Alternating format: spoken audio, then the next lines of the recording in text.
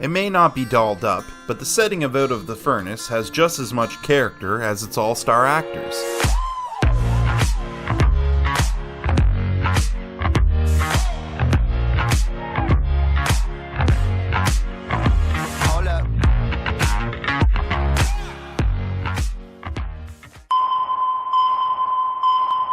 Canada be damned. I'm going to the Klondike. The Klondike is Canada. Giorgio, you be doing just fine, brother. Try as I may never understand you, and you may never understand me either. We all have these little things which make us who we are. It could be your job, your family, your upbringing, the town you live in, the person you love, or the person you hate. It must be all of these things and more, but regardless of how different we are, I'm a firm believer that there's some deep humanitarian characteristics we can recognize, and for most of us, we likely possess. It may not be enough for us to start singing Kumbaya, but it is a step in the right direction to seeing from one another's perspective. That's not exactly the point of Scott Cooper's 2013 rural thriller, Out of the Furnace, but it is one of the few films in recent history which made me recognize inherent human truths in a land that's completely alien to me. Out of the Furnace takes place in northern Appalachia, more specifically Pennsylvania's quiet township of North Braddock. Here we catch up with two local brothers, Russell and Rodney Bays, played by Christian Bale and Casey Affleck, and they're both the very definition of blue-collar middle America. Come work at the mill.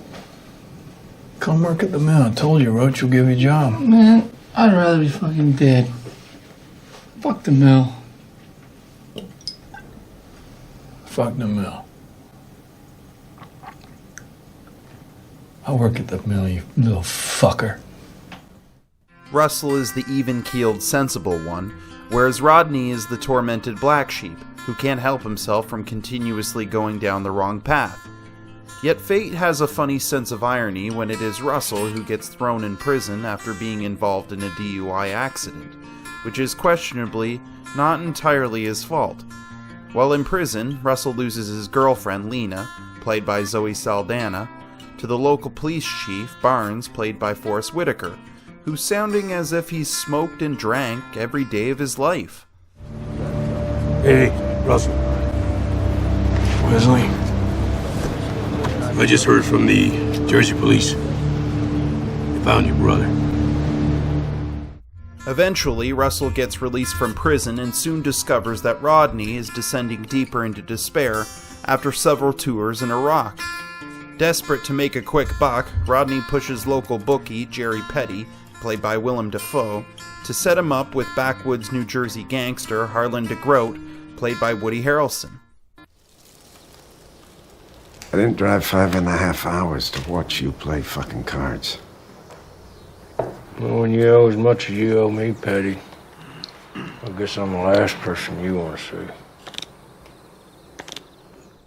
Suffice to say, things go haywire and Russell is pushed to the brink, to the point where all is lost, and taking justice into your own hands means you have nothing left to lose. I know that this is very hard for you, but I do have a procedure that I have to follow. It sounds like there's Bud, no come on, let's procedure get at on. all. Bud. No. It sounds like they're not doing a goddamn thing. Now, either you're all afraid to go in there, or you just don't give a shit. You're walking down the wrong road. I said I'm into it. I said I'll handle it. Never in my life have I ever stepped foot in southwestern Pennsylvania or any other part of Appalachia, and yet there's something familiar about this easygoing setting. Without a doubt, it's the small-town vibe, which is very much the foundation of Out of the Furnace. So many films these days take place in New York or LA that when a film comes around which deviates from that norm, it somehow makes middle America exotic, even though it's an everyday place to so many Americans. Out of the Furnace doesn't try to pretty up this overlooked region of America, nor does it try to romanticize it. The film takes it for what it is and rolls with it. Sure, there's some added touches like guitar and fiddle in the score to help convey that rural country feeling, but most everything else is stripped down to its bare essentials. Much of the camera work is handheld, or at least stationary. Many of the interactions between characters are shot up close and personal, giving off an almost intrusive intimacy. The daylight lighting doesn't shy away from welcoming the sun, and the nighttime shots don't overdo it with the sodium vapor, to the point where we question whether an urban landscape is being substituted for a rural one. However, it's not just quiet streets and rustic husks of industry or any other visual aspect of Out of the Furnace which relay that sense of the small town.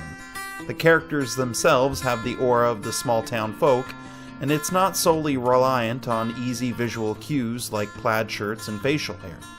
In fact, what resonates deeper to me that this is a small town is just how tight-knit and compassionate the characters are for one another. Despite their personal goals, the characters of Out of the Furnace don't give off that big city, sink or fucking swim, you're on your own mentality.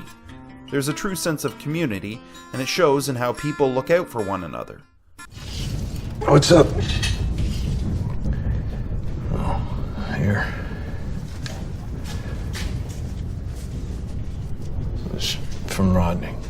I know it's not nearly all there. I hate that you work your ass off to pay his debt.